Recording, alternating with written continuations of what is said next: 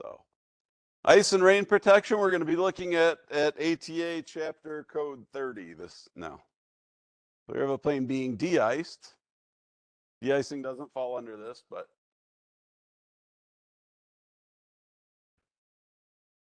the systems on the aircraft are not designed to remove accumulation.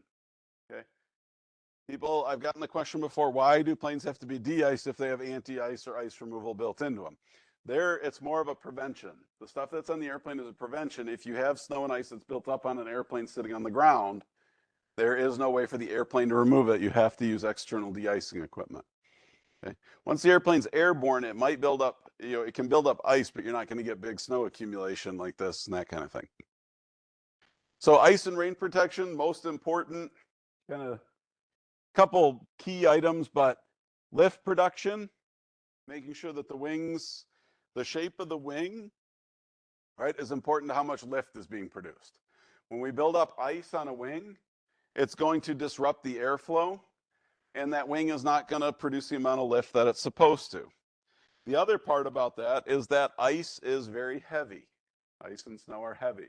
And so if they're building up on the aircraft, especially during takeoff, before it gets moving fast enough that that ice and snow would get blown off just by the slipstream, the airplane would be heavy. Or if it builds up enough in flight, it can actually cause the airplane to get heavy enough where it throws off the big part is like the weight and balance of the aircraft. Okay.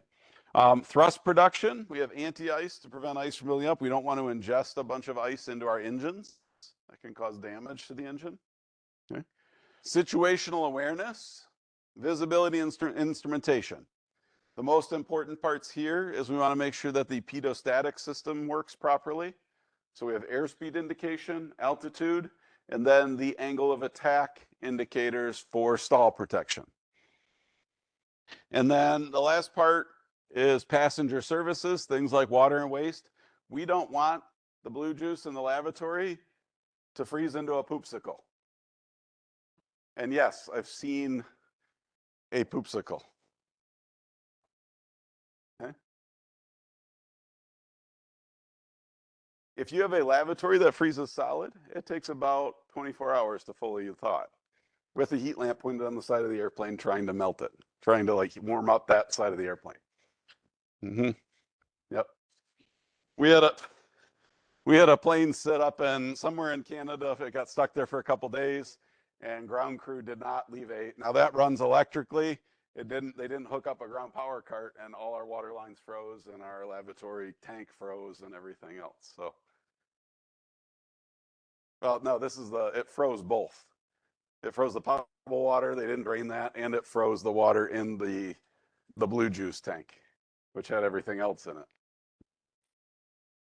So if you look around the aircraft, here's where you have these different items. So windows and windshield wipers, probes, pitot and static probes, lavatory drains, water drains, the actual tanks and lines themselves, and then wing and nacelle anti-ice are the different areas I was talking about. So you can have two different things. You can have anti-ice or you can have de-ice. Anti-ice, and on transport aircraft, most transport aircraft, we're going to have anti-ice systems. Prevent the ice from building up in the first place. In basic systems, I believe you talked about de-ice boots, right? Right? So those are a de-ice. You allow a small amount of ice to build up, and then you inflate the boot to break it off. Okay? Smaller transport aircraft may have that. Some turboprops, most turboprops do. Corporate jets, a lot of corporate jets do, smaller corporate jets. But anything that is above about 35 seats uses some kind of thermal anti-ice for the wings and that kind of thing. And then rain protection primarily for visibility during taxi, takeoff, and landing. Once you're up at altitude or out of climb out, really the exterior view there's not a whole lot going on, and they're not as worried about that. So for ice prevention, there's two common ways to do it. The first is thermoelectric. And simplest form is we take power and we run it through a resistor, a resistive element, and that gives off heat. And so pitot tubes, right? Here's a pitot. This is actually a pitot-static probe. It's a pitot tube, but also has static ports along the bottom of it. Okay. Total air temp probes. That one always cracked me up. That's your thermometer on the outside of the airplane. The thing measuring temperature outside is heated to keep ice from forming, but yet it can still accurately measure temperature, even though it's got its own heat it's making. AOA is angle of attack. Windows are thermoelectric.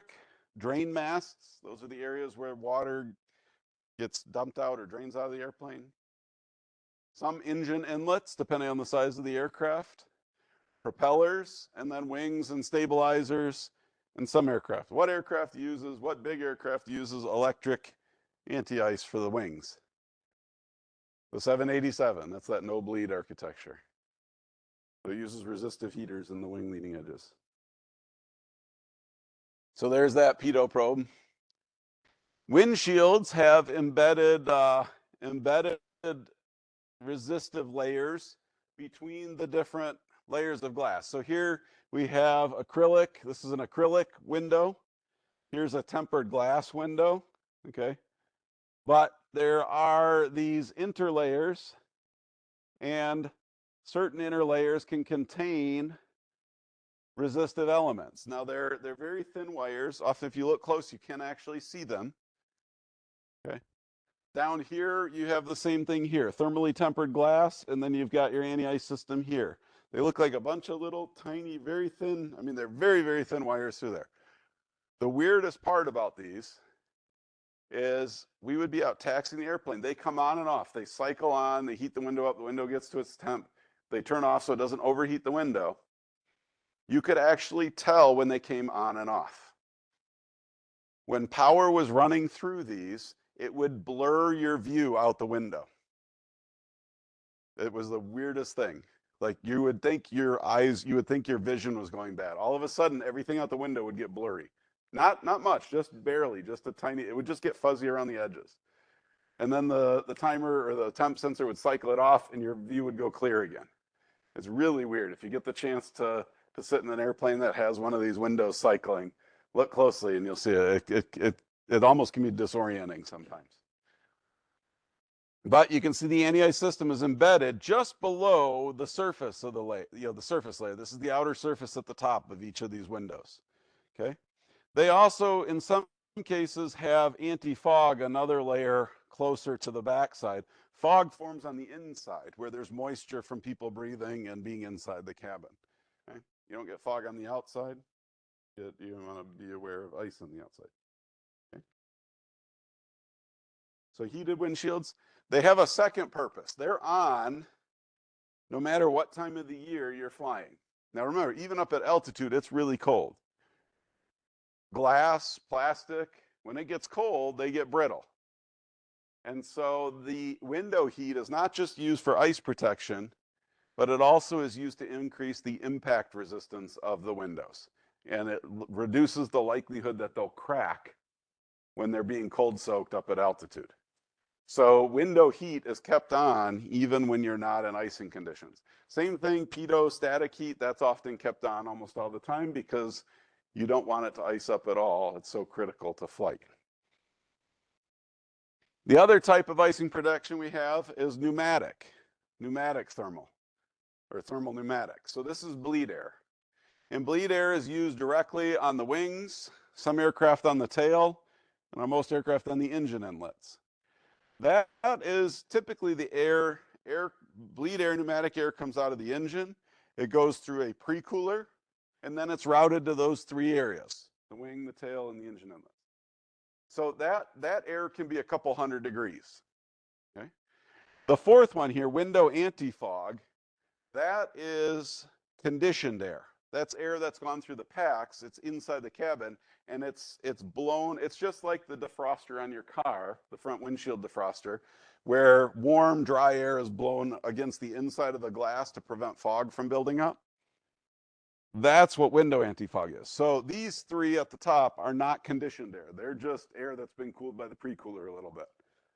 Window anti-fog is conditioned air inside the cabin. These systems are controlled with control valves that basically turn the air on and off, the airflow on and off to cycle it.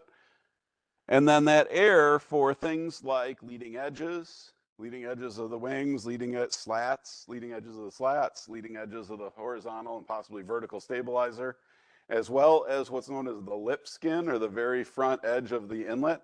If you look at like the 727 out there, you'll see the leading edge of the inlet is bare metal rather than painted. Okay, you'll see the leading edge of the wings are bare metal rather than painted. That bare metal is the areas where there's heat, because if you paint those areas, the paint just bubbles right off. Right, so typically if you see a bare metal around the inlet of an engine, leading edge of a wing, that means it's a heated leading edge or a heated lip skin. And inside of those, behind there, you have something called a piccolo tube. So this is that outer surface, and you have a piccolo tube running the inside. It gets its name because it's a duct or a pipe that has a bunch of little holes drilled in it. And so the air travels through that pipe down the length of the wing and is able to leak out through all those little holes into this cavity behind the skin.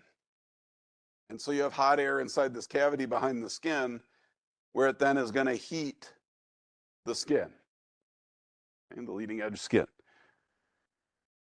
And we're going to monitor in those areas, we're going to have various temperature, pressure switches and sensors in order to monitor the skin temperature, to monitor for leaks in the ductwork, and to monitor function of the wing anti-ice valves. Because we wouldn't want to turn it on, have the valve fail, think we have ice protection on and not have ice protection. Especially if it fails on one side and not the other. If you get ice buildup on the left and not the right, your airplane can become unflyable very, very quickly. If you get a little bit of ice buildup evenly, at least the plane handles properly, at least it's even. But if all of a sudden one wing is really heavy and has a lot less lift than the other wing, the plane is going to want to roll over. So we want to make sure both are working. Okay. Here's another view of that, kind of showing that piccolo tube inside of here. As the air comes out of the tube, your leading edge itself is going to have holes, exhaust holes. They're typically along the bottom of it. So the air fills this chamber. It's able to come up, in this case, through a gap up here, and then flows out through these holes into the slipstream, into the airstream. And that way you've always got hot air pumping into that space. And the pressure temperature switches, they're often going to measure, temp switches will measure the surface temperature. They'll be installed right on the back side of this leading edge. Pressure switches will be looking at the air pressure along the length of the piccolo tube to make sure you don't have a break, say up near the wing root where the air is coming from, which would prevent the air from making its way all the way out to the wing tip.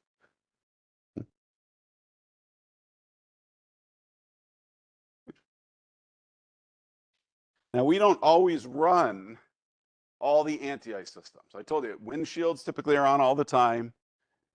Pitot-static and various probe heats are on all the time. But wing leading edges, we don't want to run, and engine leading edges, engine lip skin leading edges, we don't want to run those all the time. Okay? It's not necessary. It takes a lot of bleed air off the engines, which means it's expensive to run. Right, it causes wear and tear and additional fuel use and additional temperature in the engines. So if we don't want to run these all the time, we need to know when we need to and when we don't, or when the operator needs to and when they don't. And so here we're going to have an ice detection probe.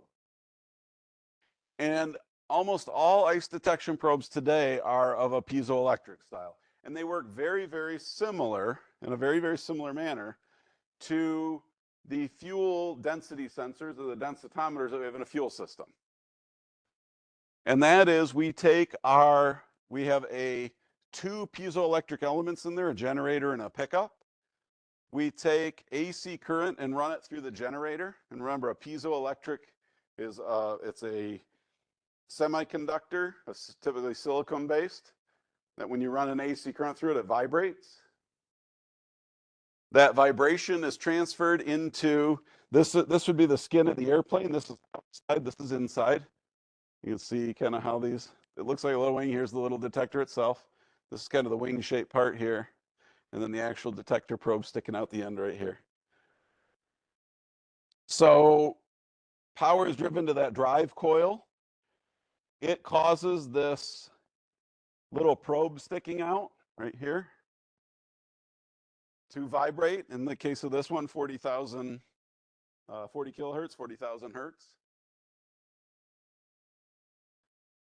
And then what happens is the pickup coil, a second coil in here, is going to sense that vibration. So under normal operating conditions, the pickup coil, when you don't have ice present, the pickup coil is going to sense that this is vibrating at 40,000 hertz.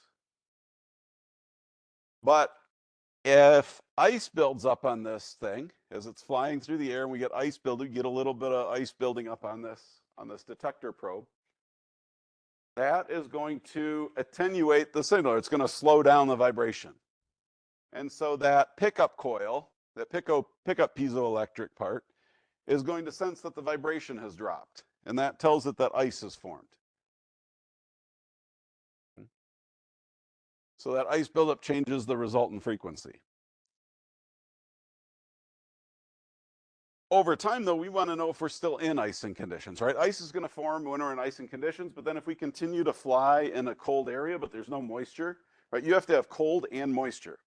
So you fly through moisture, ice builds up on here, but you want to know if you're no longer in an area where you have ice thing. So this probe has the ability to cycle a heater on or off.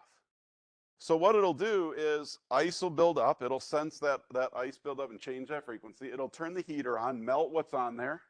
It'll shut the heater back off, and then it'll see if it forms again. And in most of these, it has to form at least 2 or possibly 3 times before it sends a signal up to the cockpit that you're in icing conditions. Because you don't want it to kick on every time so you fly through a little bit of a cloud, right? Or something that causes ice for a few seconds. So it'll sit there and cycle until it no longer, gets that change. But if it continues to cycle, as long as it continues cycling and it continues getting ice, and then it cycles on, and then it cycles the heat off, and then it gets ice again, and then it cycles the heat on, cycles the heat off, and then it gets ice again. As long as that keeps happening, it's going to give you an indication up in the flight deck that icing is present. But if it cycles on and then cycles off and that frequency stays good, it doesn't build up again, then it's going to turn that indication off.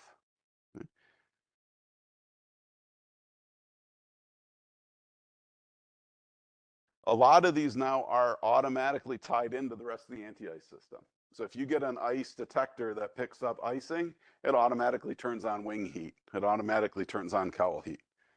There's still a manual override or a manual that allows you to turn on, but most of the time it's going to be controlled automatically. And finally, for visibility's sake, we need to take rain and fog protection into account. So here we have windshield wipers. Some aircraft have a rain repellent. It's a spray. You have a little reservoir in the flight deck. There's some spray nozzles that spray almost like a Rain X onto the windshield in flight. It causes the water to bead off of it. And then you also have your warm air system. This is what I was talking about. You can take conditioned air and blow it across the inside surface of the windows to help prevent fogging. That's not a heat or an anti-ice system. It's not going to get the windows warm enough to prevent ice buildup. It's just going to prevent fog from forming on the inside. You're still going to have your electric elements just under the outer layer of glass in order to prevent ice buildup, frost buildup. The other thing we have here are windshield wipers, and you can see they look a lot like the wipers on your car. They're just a lot heavier duty, right? They have to be in a 400-mile-an-hour slipstream instead of an 80-mile-an-hour slipstream. Okay. So that being the case, they have very strong springs pushing them against the window. They're made out of heavy-duty, fairly stiff rubber. And then your windows are actually fairly soft, because hard windows are easy to scratch, or sorry, not easy to scratch, are brittle. Harder windows are more brittle. We need these to be impact resistant, so they're a softer material, which makes them more prone to being scratched, but it also means they're less likely to break if something impacts them. And they're soft enough that the windshield wipers, if these are run on a dry window, they can actually scratch the window. So from a maintenance perspective, if you're going to test windshield wipers, it's a 2-person job. One person's in the flight deck operating them. The other person's on a ladder or a lift next to the airplane with a spray bottle of water or Windex, constantly keeping the window wet as the wipers are going back and forth. And that's to make sure they don't get scratched by the wipers themselves or any dust or dirt that may accumulate on there. It's especially true if you use rain repellent. How many of you are familiar with Rain-X? How well does it work when it's new? How well does it work 6 months later? How well does it attract dirt? It's also amazing at attracting dirt. So dust and dirt sticks to that repellent. It kind of dries out and gets sticky. Any kind of anti-ice, de-ice does that as well, too, by the way. Anti-ice fluid, when it dries, it's nasty, sticky stuff. So you got to keep the windshields wet and clean before you test the windshield wipers on an aircraft. Otherwise, you risk scratching your windows. That's it there.